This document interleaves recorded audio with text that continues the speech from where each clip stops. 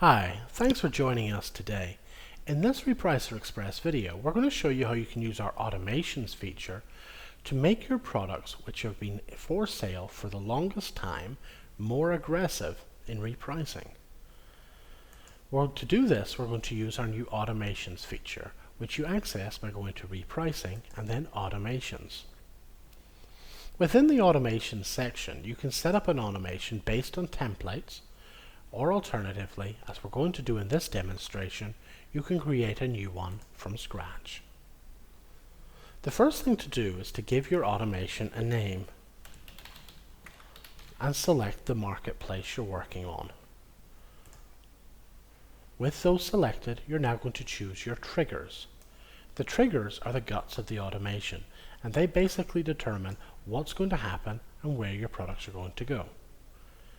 The when is where we start, and for the when we're going to choose restock age. Basically, this is the time the product was last put into stock. We then get to determine a date, more than or less than so many days ago. So for this instance, we want to do it about 3 months ago. If we still have stock of this product for 3 months, we want it to be moved to a more aggressive rule. So if the stock is more than 90 days old, we want it to move into this rule. We then get to determine what other triggers we want to use. For example, we could limit this further by having an automation to move FBA products to a specific rule and then MFN products to a different rule again. It allows us to be a bit more specific on where these products move to. Though what we'll do for this basic one is we're just going to use restock age only.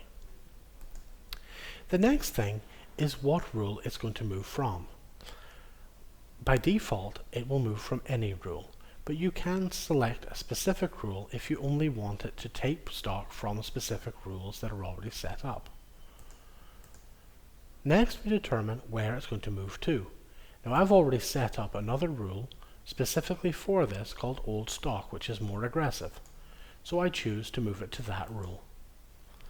Next we have the triggers, and the triggers basically determines what happens whenever this no longer applies. For example, you can choose to either have the product move back to the original rule, or if you'd prefer, you can leave it as part of the rule that you've moved it to. When you're ready, hit save, and then we're going to have a look at the timing section. Timings allows you to control the lock period or the start-end times.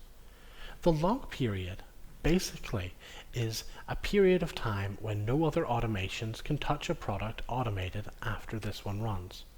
So for example, if you set that to 7 days, after this automation runs in a product, no other automations can touch it for 7 days. Then you have the start-end times.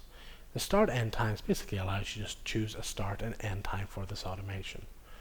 Both of these are optional and you don't need to use them if you don't want to. Finally, when you're ready, you'll be given an idea of how many products in your account will be affected by this automation. It gives you an idea of if you've got it all set up right, and if you're happy, you can then hit the Set Live Now to turn it on. Thanks for joining me today, and have a great day.